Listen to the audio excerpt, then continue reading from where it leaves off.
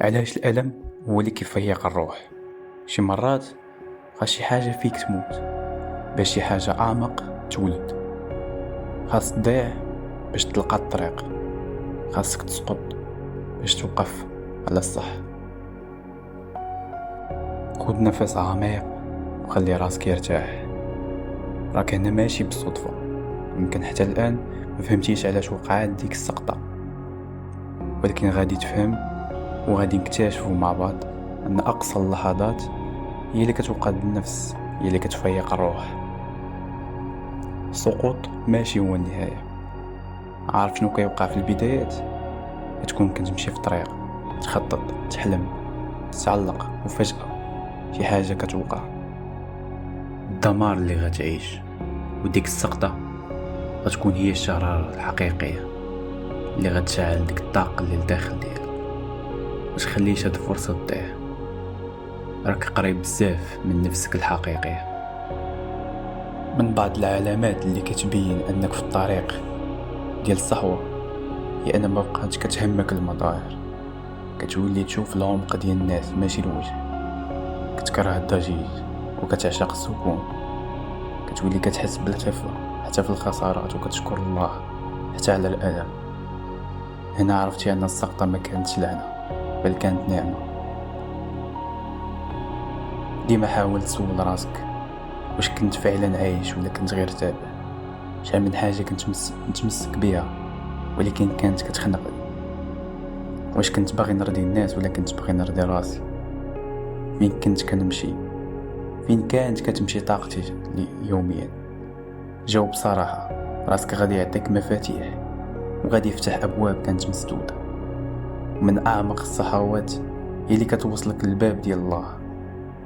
ديما دعي وقول يا ربي، عرفت اني ضعيف وعرفت ان الطريق بيك ماشي بوحدي. من الحوايج اللي كتعطيهم لك الصحوة اللي كتمر منها هي حاسة جديدة بالهدوء، الهدوء العميق والتقليل ديال القلق، السلام الحقيقي. ماشي السلام ديال كلشي مزيان يدير انا بخير، ولكن السلام ديال حتى في وسط العاصفة انا بخير، لانك ماشي مربوط بالعاصفة، انت مربوط بشي حاجة كبر واعمق واقوى، وهي الروح ديالك. الحكمة في الألم ماشي الهروب منه، ولكن بالمواجهة ديالو. الصحوة كتقول لك جلس مع الألم ديالك، راه في باب ديال الصح. كتولي كل لحظة صعيبة فرصة باش تكتشف راسك أكتر، كتقربك من الله. الصحوة كتجي غالبا بعد لحظة ضعف، لحظة كتطيح فيها وكتقول أنا ماشي المتحكم، الله هو المدبر. ومن هذه اللحظة كتولي العلاقة مع الله حقيقية، ماشي ديال الكلام، ديال الإحساس، ديال الحضور، ديال الطمأنينة. الصحوة الروحية ماشي مشهد رومانسي، ماشي ضوء نازل من السماء، هي لحظة كتقول فيها ما بقى عندي ما نخسر، ولكن ما غاديش نخلي الحياة تدفني حي. الصحوة هي ملي كتبدا تشك في كل شيء، كتسول أنا شكون، علاش عيش، هي كيمشي هاد الوجع. وهنا كتبدا الرحلة الحقيقية. كتسميها سقطة، أنا كنسميها نداء الكون كيعيط ليك باش تفيق، باش ترجع لراسك، لروحك، لرسالتك. كل شيء تبدل مزيان، يعني ما بقات عندك أعذار، ما بقات قيود كتربطك. صحوة هي لحظة فيها كتعترف أنك كنتي ناسي راسك ودابا رجعتي. من بعد السقطة كتولي تشوف الناس بطريقة جديدة، كتولي تشوف الأقنعة، كتولي تختار فين تمشي، مع من تبقى، شكون تستاهل حتى يسمع قلبك. من بعد السقوط ما كتوليش نفس الشخص، ودي نعمة.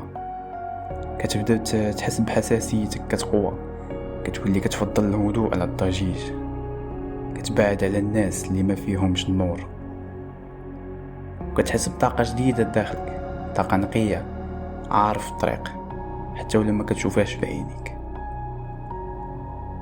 كيفاش نقدروا نتعاملوا مع التغيير؟ سهل ولكن عميق. ما تقاومش، خلي التغيير يخدمك ماشي يخوفك. ما تقبلش ترجع كما كنتي، راك تطورتي. خذ وقتك، بكي، تأمل، كتب، سافر، سول راسك أسئلة حقيقية، وأهم حاجة كون صادق مع نفسك. في الختام، من بين الركام تولد أنقى نسخة منك. خذ وقتك، ارتاح، وثق أن الدمار ماشي نهاية بالبداية. وإذا وصلتي لهنا راك إنسان باغي يفيق وباغي يعيش الحياة بوعي وصدق. متنساوش إعجاب واشتراك، وخليك معنا في هاد الرحلة الروحية، رحلة الرجوع للنور اللي ديما كاين داخلك.